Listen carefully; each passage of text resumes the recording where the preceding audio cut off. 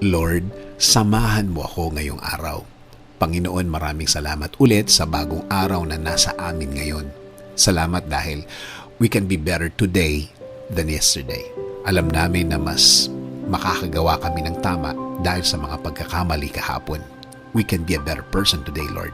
Salamat din sa lahat ng mga lesson na aming natututunan sa mga nagdaang panahon. Alam namin na hinayaan mong mangyari mga nangyari dahil alam mo na kakailanganin namin yun sa mga susunod na panahon. Kaya Lord, thank you. Ibinibigay na po namin sa inyo ang araw na ito dahil alam namin na may hatid na namang aral ang araw na ito. May hatid na naman na magandang bagay na makakadagdag sa amin bilang anak mo at bilang tao. Lord, samahan mo kami today dahil hindi namin alam kung ano ang gagawin kapag wala kayo sa buhay namin. Na hindi namin alam kung paano i-handle ang mga nangyayari sa amin. Kailangan po namin ng inyong guidance. Alam po namin, Lord, na kasama ng araw na ito ang bagong lakas na ibibigay niyo sa akin. Dahil sa mga problema, kaya kami nanghihina. Dahil sa dulot ng ibang tao at sitwasyon, kaya kami nanghihina.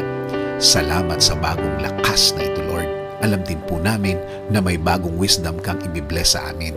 Talinong kailangan namin para mas lalong maintindihan ang mga bagay na kailangan naming intindihin. Kailangan naming matutunan.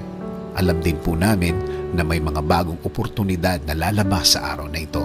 Dahil alam mo, Panginoon, na kailangan namin yun at malaking tulong ang dulot nito sa kinakaharap namin ngayong mga panahong ito. Salamat din sa mga tamang tao na ilalagay mo sa aming ways.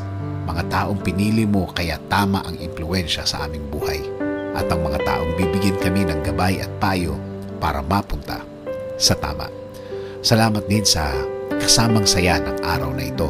Alam namin na alam mo, Lord, na may mga dulot na kalungkutan ng mga araw na dumarating at alam mong nalungkot kami dahil sa mga nangyayari.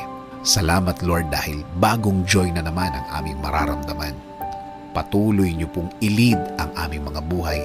Patuloy niyo po kaming bigyan ng inspirasyon. Sa iyo kami huhugot ng lakas at talino. Sa iyo kami kakapit sa mga oras na nanghihina kami. Alam po namin na hindi niyo kami pababayaan kasama ng aming pamilya. Alam namin na walang nabibigo sa mga taong umaasa sa inyo. Matututo kaming magtiwala at kumapit. In Jesus' name we pray.